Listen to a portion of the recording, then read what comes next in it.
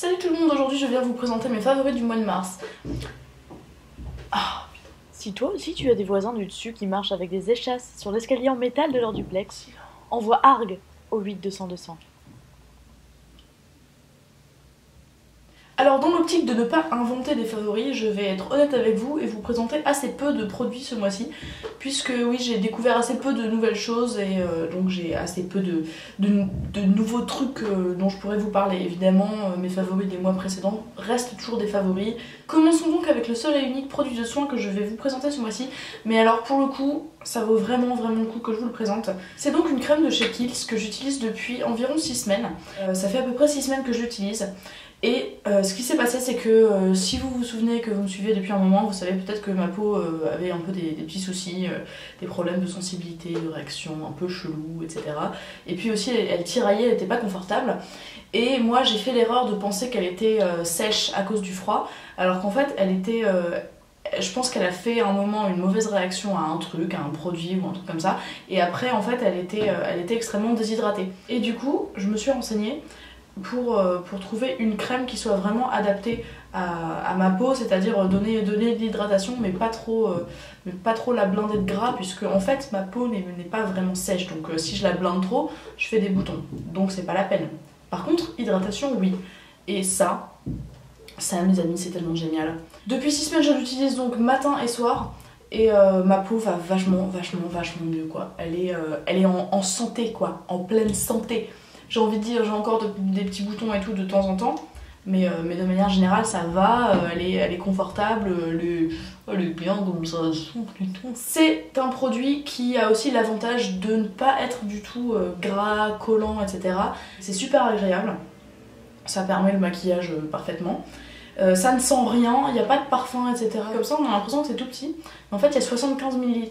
Et 75 ml c'est beaucoup, c'est presque 2 fois plus que la plupart des crèmes qui sont vendues, donc oui c'est un achat qui est un peu coûteux, mais par contre je pense qu'il y en a pour vraiment longtemps parce qu'on en utilise très peu. Donc c'est censé réduire les signes de stress, les rougeurs, etc. Et en fait c'est dit comme ça paraît magique, et si je vous dis ça marche, je vais passer pour la diseuse de Bonaventure, mais en même temps il y a quand même quelque chose de vrai là-dedans quoi. Disons que ça réduit le signe de fatigue, ça veut pas dire que si vous vous levez avec une sale gueule parce que vous avez dormi 2 heures, ça va changer quelque chose, mais par contre, votre peau va mieux. Enfin, en tout cas, moi, ce que je peux en dire, c'est que ma peau va mieux. Effectivement, j'ai moins tendance à faire des rougeurs. Pourquoi ? Parce que ma peau est simplement moins irritable et moins agressée, quoi. Elle est juste en meilleure santé et du coup, elle a une bien meilleure tête. Bref, vous l'avez compris, c'est un produit que j'adore et que je vous recommanderais vraiment chaudement. Deuxième favori, beauté. Pour ce mois-ci, c'était ce parfum de chez Diptyque, et non, pas le Philosykos, mais l'eau de lierre, que j'avais acheté il y a un certain nombre de mois, et que j'avais beaucoup porté à un moment, que j'aime beaucoup, et que j'avais un peu délaissé récemment puisque je m'étais racheté le Philosykos. Et en fait j'y suis revenue, je sais pas, j'avais envie un peu de changer, et je dois dire que je suis retombée amoureuse de cette odeur. C'est vraiment une odeur très fraîche, très verte, quelque chose de pas du tout typiquement féminin, genre les trucs très sucrés ou très fleuris, c'est pas du tout comme ça, c'est quelque chose de unisexe, je pense, qui fait peut-être pour certains nez ça paraîtrait masculin. Moi je trouve pas que c'est masculin, mais en tout cas ce qui est sûr c'est que si on le met sur un homme ça choque pas. Donc c'est une odeur que je trouve vraiment très originale. Moi elle me rappelle rien d'autre. Il y a ce côté très vert qui est, je trouve, hyper rafraîchissant, genre les jours où j'ai envie de me sentir comme ça, genre je peux conquérir le monde, il n'y a pas de soucis, il faut pas m'emmerder aujourd'hui, et ben je mets ça et je suis yimbe. Ensuite passons au maquillage. Alors j'ai deux choses à vous présenter. Deux choses ? Là ça fait 4. J'ai 2 choses à vous présenter maintenant, pas plus que ça parce que oui, ce mois-ci j'ai décidé de pas faire trop de dépenses, donc voilà, je me suis limitée, j'ai pas acheté trop de nouveaux trucs, et puis bon bah il y a des fois comme ça, on ne découvre pas forcément des merveilles. Ceci dit, j'ai découvert une merveille quand même dont je voulais vous parler, c'est ça. Ça mes amis. C'est en fait un de ces genre de rouge à lèvres liquide en fait, donc de la marque Bourjois comme vous avez vu, et en fait il a un fini mat. Et ça n'a pas de prix, mes amis. Alors la pigmentation est super. Là je vous montre celui que j'ai qui a un rouge un peu orangé. Donc la pigmentation est absolument géniale. Même pour quelqu'un qui a pas trop l'habitude de se mettre comme ça du rouge à lèvres, c'est pas trop difficile d'application.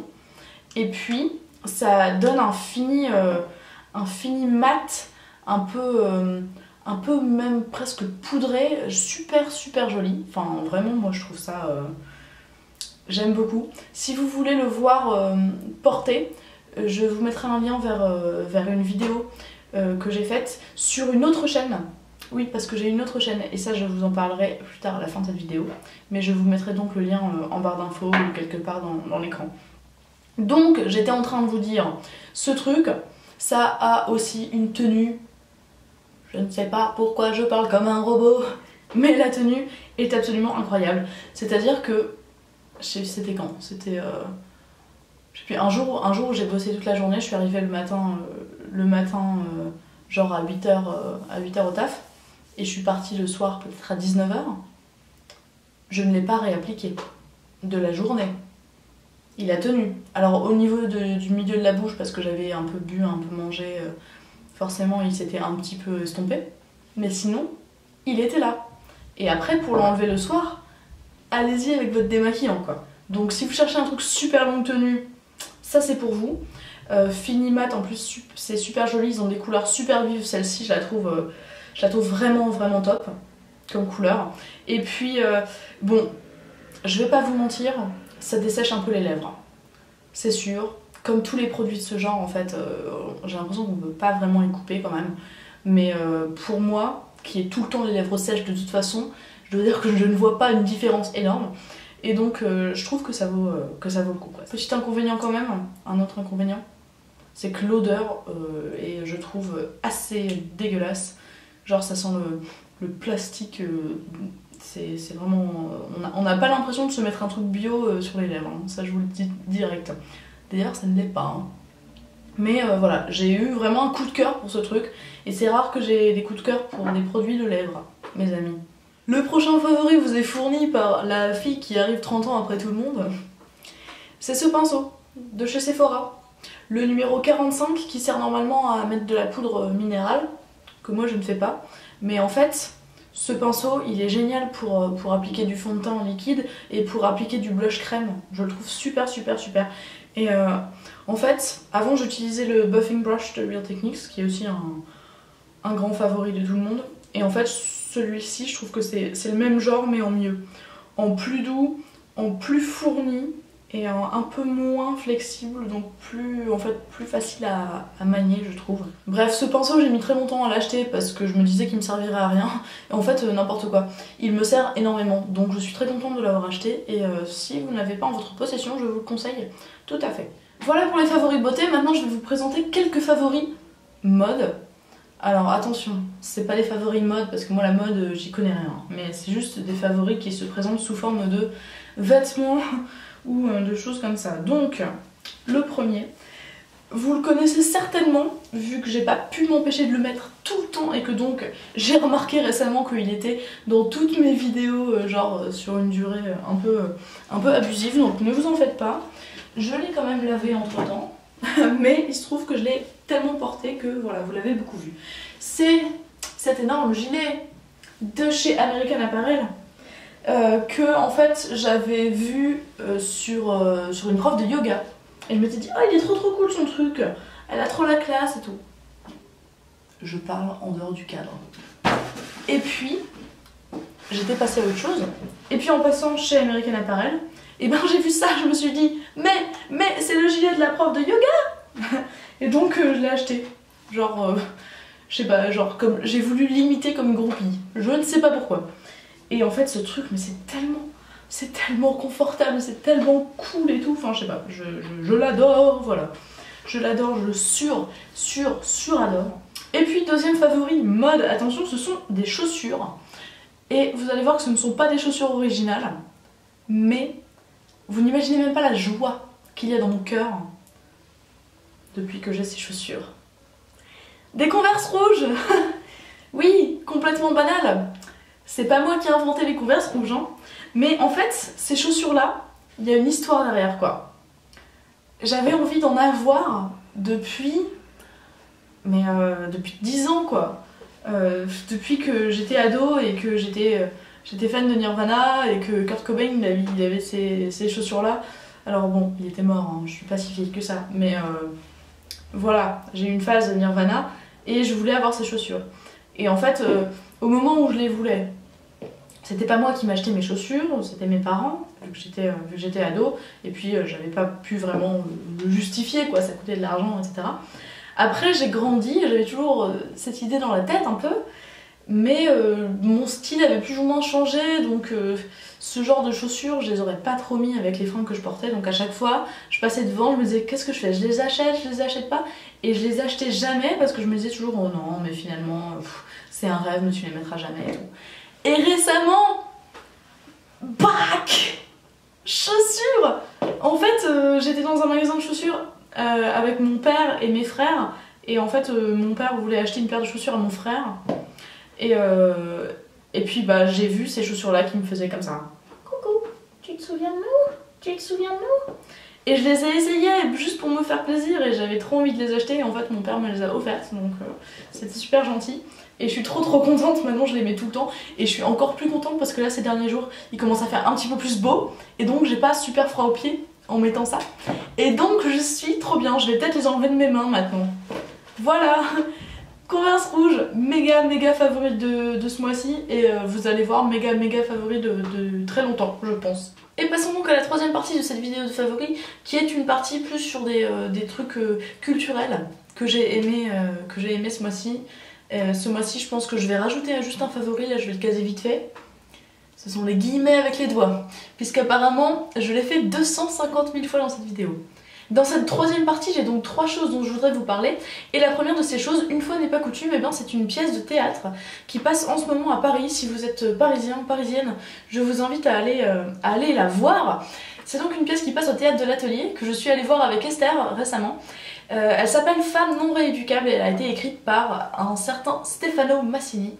Et en fait, c'est un hommage, si vous voulez, à une journaliste russe qui s'appelait Anna Politkovskaya. J'ai réussi à le dire du premier coup. C'était même pas compliqué à dire. C'était une journaliste un peu engagée, si je puis dire, qui a beaucoup documenté la guerre en Tchétchénie, enfin la guerre, plutôt les actions, les exactions de l'armée russe en Tchétchénie, qui n'étaient pas forcément des choses très glorieuses. Et en fait, elle a été plus ou moins mise sur la liste noire de l'État russe et de l'armée russe parce qu'elle écrivait des choses qui dérangeaient. Et en fait, elle a fini par être assassinée. Voilà. Donc tout ça, ce sont des faits réels, hein, on est d'accord. Et en fait, cette pièce, ce sont des textes qu'elle a écrits, des articles qui sont en fait mis en scène et dits. Et j'imagine que bon, ils ont peut-être été modifiés dans une certaine mesure, etc. Et bon, bref, qui sont dits par 2 comédiens, un homme et une femme. Et c'est quelque chose de vraiment très fort, même si on est comme moi et qu'au départ on y va en ne sachant pas trop de quoi il s'agit, etc. J'avoue honteusement que je ne savais pas trop ce qu'était la situation de la Tchétchénie avant d'aller voir ce spectacle, mais bon, c'est pas grave, c'est aussi comme ça qu'on apprend des choses. Et je trouve que cette pièce est juste extrêmement forte parce qu'il y a à la fois ces textes qui sont extrêmement durs dans ce qu'ils racontent, mais en même temps le ton est complètement journalistique, donc c'est quelque chose qui est pas du tout larmoyant. Et du coup ça nous met un peu face au truc et ça laisse le jugement pour le spectateur, quoi. Je vais pas vous faire un speech absolument immense sur cette pièce, mais en tout cas je trouve que c'est quelque chose de vraiment intéressant et de vraiment puissant, donc je vous invite à aller voir ça. Deuxième truc culturel dans mes favoris ce mois-ci, c'est un film, et en fait c'est un film adapté d'un livre, et je dois dire que c'est la première fois que je préfère le film adapté du livre au livre. C'est ce film. Alors attention, c'est pas du tout un film récent, hein. C'est un film qui date de 1988, voilà, comme ça c'est fait. L'insoutenable légèreté de l'être, qui est adapté du roman du même nom de Milan Kundera, que j'avais lu il y a un certain temps et j'avais plus ou moins oublié, enfin je l'avais apprécié, mais bon, j'avais pas été absolument transcendée. Et en fait, je ne savais pas du tout qu'ils en avaient fait un film, ou plus précisément que Philip Kaufman en avait fait un film. Et j'ai vu ça chez mon père, je lui ai demandé si je pouvais lui emprunter.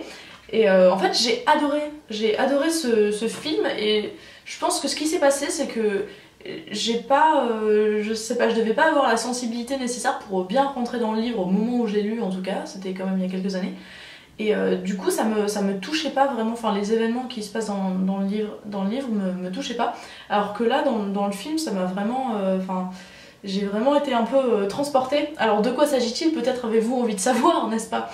Et ben en fait, c'est, comment dire, c'est l'histoire d'un homme qui papillonne dans la vie sexuellement entre plusieurs femmes, qui s'attachent jamais vraiment à personne. Et puis en fait, il se trouve qu'il y a une femme qui arrive à le retenir plus ou moins, et il se marie avec elle, mais il est toujours un peu volage, un peu, enfin, préoccupé par d'autres femmes, etc. Et c'est un peu difficile d'expliquer vraiment de quoi il s'agit. C'est une histoire comme ça, si vous voulez, d'infidélité, mais tout en légèreté. Et en fait, le film et le livre, enfin l'histoire est complètement interrompue par le printemps de Prague, donc l'arrivée de l'empire russe, encore une fois russe, je ne sais pas ce qui se passe ce mois-ci, mais bref, ça a peut-être un rapport avec la Crimée, je ne sais pas, c'est peut-être pour ça que je pense russe en ce moment. Et bref, je vais peut-être même pas essayer de vous résumer vraiment l'histoire, parce que c'est justement la caractéristique du truc, que c'est quelque chose de décousu, et les choses vont, viennent, s'interrompent, et c'est un peu comme la vie, enfin si je puis dire. Et en parlant de livre, la troisième chose que je voulais vous présenter, eh bien c'est un livre. Un livre de Antonio Muñoz Molina, qui est un écrivain espagnol très connu. Genre je dis ça d'un air entendu et hyper snob, c'est la première fois que je lis un de ses bouquins, hein, mais bon, faut bien commencer quelque part. Ce livre s'appelle En l'absence de Blanca, et en fait je l'ai lu dans le train je sais pas, genre en 2 heures j'ai dû le lire, donc ça se lit vraiment très vite. Et en fait, l'idée est toute simple, c'est un homme qui pense à sa femme, qui regarde sa femme, qui vit avec elle, qui en est fou amoureux, et qui pourtant souffre beaucoup parce qu'il a l'impression qu'elle est plus vraiment là, quoi. Et c'est en fait tout le livre est cette espèce de fantasme que l'homme construit autour de sa femme, et autour de l'amour qu'il a pour elle, et la façon dont il est déçu par la vérité des choses, par le poids du temps qui passe, et l'éloignement sentimental, et l'effacement en fait de la passion qu'il y a entre lui et sa femme. Et c'est vraiment quelque chose qui m'a beaucoup touchée. C'est un sujet qui est en fait complètement universel, et la façon dont c'est traité est tellement... on y croit, quoi. Il y a beaucoup d'émotions dans ce livre, et voilà, c'est pourquoi je vous conseillerais de le lire. Bref, mes amis, cette vidéo de favoris est terminée. J'espère qu'elle vous a plu. Dites-moi si vous aimez bien voir apparaître des choses un peu différentes des produits de beauté dans mes vidéos de favoris, puisque c'est vrai que de temps en temps il y a des mois comme ça où j'ai envie de vous présenter des choses qui sont plus maquillage, et puis il y a d'autres mois où j'ai plus envie de vous présenter des Converse rouges et une pièce de théâtre. Qui sait. En tous les cas, merci d'avoir regardé cette vidéo. N'hésitez pas à vous abonner si vous n'êtes pas abonné à ma chaîne, ça me fait toujours super plaisir. Et puis je vous dis à très bientôt. Passez une bonne soirée, passez une bonne journée, passez une bonne pause déjeuner. Salut! Deuxième truc. On a l'impression que c'est la... Oh, mais qu'est-ce que je raconte? Ah, critique littéraire, prof, consisou. Oh, genre... Putain, je sais plus faire des vidéos. Oh, mes amis. Coucou, c'est encore moi. Si vous êtes restés jusqu'à la fin de cette vidéo, c'est sûrement parce que vous avez pas envie d'entendre parler que de beauté. Donc peut-être que vous serez intéressés par l'annonce qui va suivre. Vous en pensez quoi de ma perruque? Elle est cool, non? Ok, petite annonce. Je viens d'ouvrir une chaîne différente sur laquelle il y aura des vidéos un peu plus random, un peu plus étranges. En fait, j'aime bien faire des vidéos beauté, mais j'aime pas forcément faire que ça. Et donc je me suis dit qu'il était peut-être temps de me faire plaisir et d'ouvrir une chaîne où je mettrai plein de bêtises et de trucs comme ça. Donc pour l'instant il n'y a qu'une seule vidéo et c'est une cover que je vais mettre ici, là. Voilà, si ça vous intéresse, vous pouvez aller voir cette vidéo et puis vous pouvez aussi vous abonner d'ores et déjà à cette chaîne et vous verrez qu'il y aura plein d'autres vidéos qui vont venir et ce sera cool. Voilà, je vous dis à très bientôt et je m'en retourne à la pêche moule moule moule.